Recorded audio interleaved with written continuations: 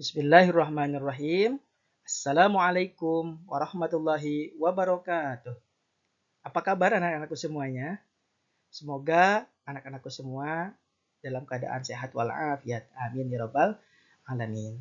Alhamdulillah, puji syukur mari kita panjatkan hadirat Allah karena atas berkat rahmat dan ridhonya hari ini kita masih diberikan kesehatan, masih diberikan kesempatan untuk sama-sama belajar kembali dalam pembelajaran pendidikan agama Islam dan budi pekerti. Adapun dalam pertemuan hari ini, kita akan membahas tentang bab yang ketiga, yaitu tentang menghadirkan sholat dan zikir dalam kehidupan. Sebelum pembelajaran dimulai, mari kita sama-sama berdoa. Bismillahirrahmanirrahim. Rabbi zidni ilman warzuqni fahma. Amin ya rabbal alamin. Mudah-mudahan Allah Subhanahu wa taala memberikan rahmatnya, ridhonya kepada kita semua untuk mendapatkan ilmu yang bermanfaat untuk semua dalam kesempatan belajar hari ini. Amin ya rabbal alamin. Baik anak-anakku sekalian, dalam kegiatan pembelajaran hari ini kita akan membahas beberapa hal. Yang pertama yaitu tentang pengertian sholat. Yang kedua, kewajiban sholat. Yang ketiga, hikmah melaksanakan sholat. Yang keempat, pengertian zikir. Yang kelima, tata cara berzikir. Dan yang keenam, hikmah melaksanakan zikir. Apa itu sholat?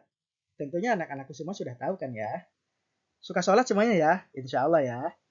Sholat adalah ibadah yang dimulai dengan bacaan takbiratul ihram dan diakhiri dengan mengucapkan salam dengan syarat dan ketentuan tertentu. Kewajiban sholat. Sebagaimana yang Ananda semua tahu, bahwa setiap muslim kita memiliki kewajiban. Salah satunya adalah sholat. Sholat adalah ibadah utama dalam Islam. Setiap muslim yang sudah memasuki usia balik diwajibkan melaksanakan sholat fardu yang 5 waktu setiap harinya, sesuai waktu yang telah ditetapkan. Sholat melibatkan gerakan fisik dan bacaan doa. Mengapa kita harus sholat? Nah, karena di dalam sholat itu ada beberapa hikmah yang dapat kita ambil. Apa saja?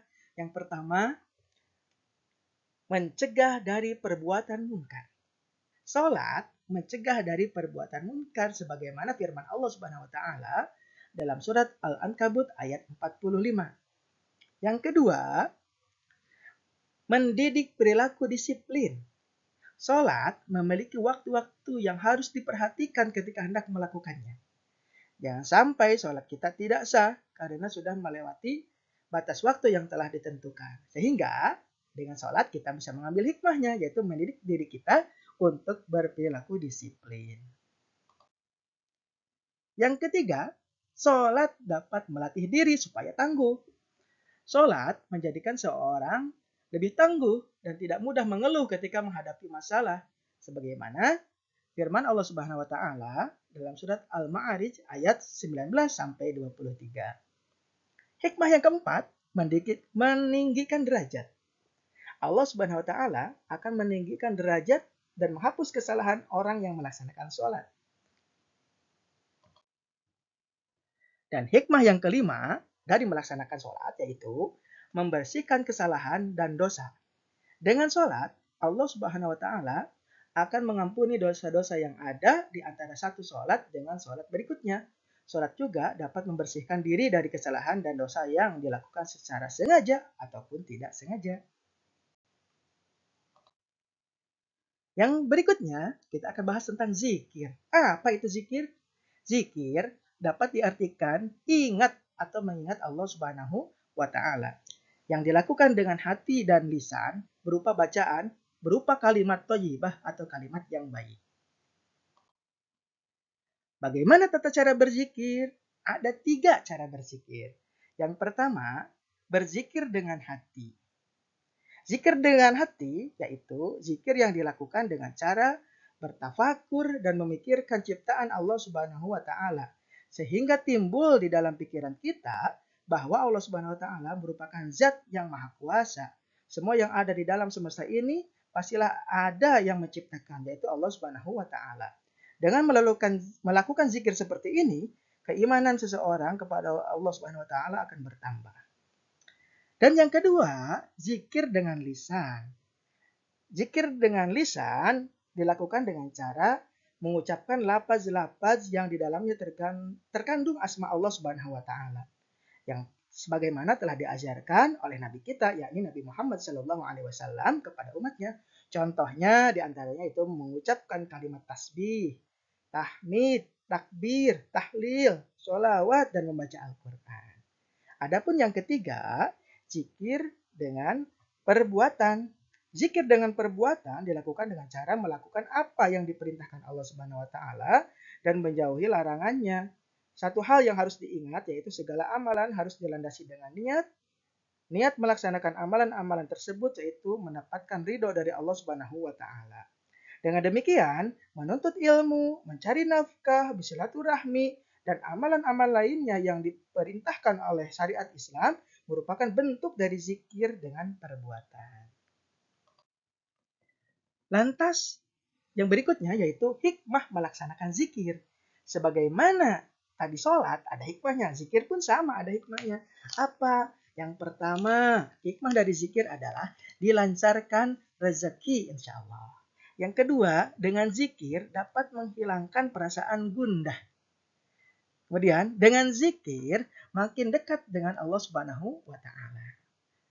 Yang keempat, dengan zikir, insya Allah kita akan mendapatkan kebahagiaan setelah meninggal dunia. Dan yang kelima, dengan berzikir, insya Allah kita semua dapat mengontrol emosi kita. Kesimpulannya, salat dan zikir merupakan dua ibadah utama yang harus menjadi bagian integral dari kehidupan sehari-hari seorang muslim.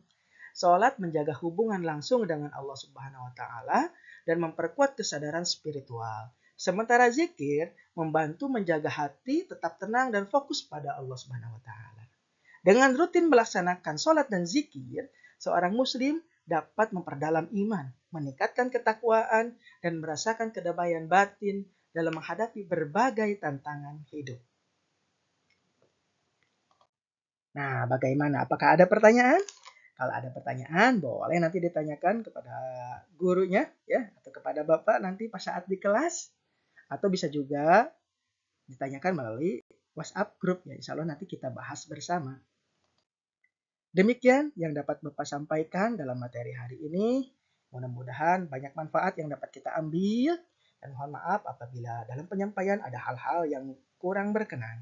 Terima kasih. Assalamualaikum warahmatullahi wabarakatuh.